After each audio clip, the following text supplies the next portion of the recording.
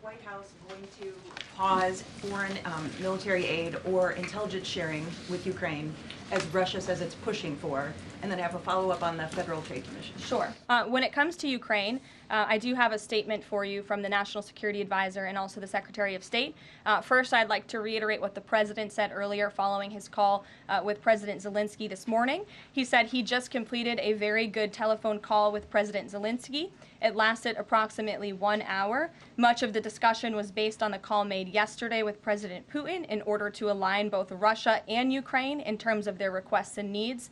We are very much on track, and I will ask Secretary of State Marco Rubio and Mike Waltz to give an accurate description of the points discussed. That statement will be put out shortly. Well, I have that statement for you right here. Bear with me as I read it. Today, President Trump and Ukraine's President Volodymyr Zelensky had a fantastic phone conversation. President Zelensky thanked President Trump for a productive start for the work of the Ukrainian and American teams in Jeddah on March 11th.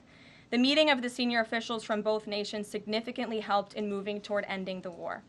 President Zelensky thanked President Trump for the support of the United States, especially the Javelin missiles that President Trump was first to provide and his efforts towards peace. The leaders agreed Ukraine and America will continue working together to bring about a real end to the war, and that lasting peace under President Trump's leadership can be achieved. President Trump fully briefed President Zelensky on his conversation with Putin and the key issues discussed. They reviewed the situation in Kursk and agreed to share information closely between their defense staffs as the battlefield situation evolved. President Zelensky asked for additional air defense systems to protect his civilians, particularly Patriot missile systems, and President Trump agreed to work with him to find what was available, particularly in Europe. The two leaders also agreed on a partial ceasefire against energy. Technical teams will meet in Saudi Arabia in the coming days to discuss broadening the ceasefire to the Black Sea on the way to a full ceasefire. They agreed this could be the first step toward the full end of the war and ensuring security. President Zelensky was grateful for the president's leadership in this effort and reiterated his willingness to adopt a full ceasefire. President Trump also discussed Ukraine's electrical supply and nuclear power plants.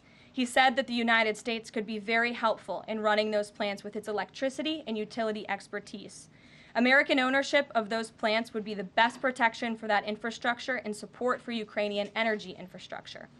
President Zelensky also thanked President Trump for continuing to push humanitarian concerns, including the exchange of prisoners of war. He noted they had just had a successful exchange and thanked the president for his leadership on that. President Trump also asked President Zelensky about the children who had gone missing from Ukraine during the war, including the ones that had been abducted. And President Trump promised to work closely with both parties to help make sure those children were returned home. They agreed all parties must continue the effort to make a ceasefire work. The presidents noted the positive work of their advisors and representatives, especially Secretary Rubio, National Security Advisor Mike Waltz, Special Envoy Kellogg, and others.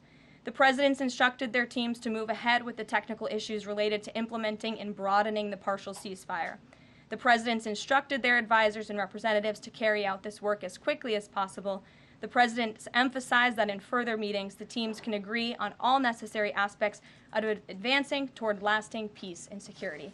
That is a lengthy statement that was just given to me, so thanks for bearing with me. Our office will, of course, provide this after. And as you know, as I just pointed out in the statement, the president's team of negotiators and national security experts will be heading to Saudi again later this week to continue working on and ironing out the details. But I would just like to emphasize we have never been this close to peace, and it's only because of President Trump that we are here. I think a couple of years ago, as you all reported on the war, it was incomprehensible to have a partial ceasefire in this conflict. And today, that is true because of the leadership of this president. So they agreed to closely share information between their defense staffs. Does that mean all intelligence sharing will continue? So the White House is rejecting Russia's request to pause. Intelligence sharing in terms of defense for Ukraine will continue to be shared. Mary.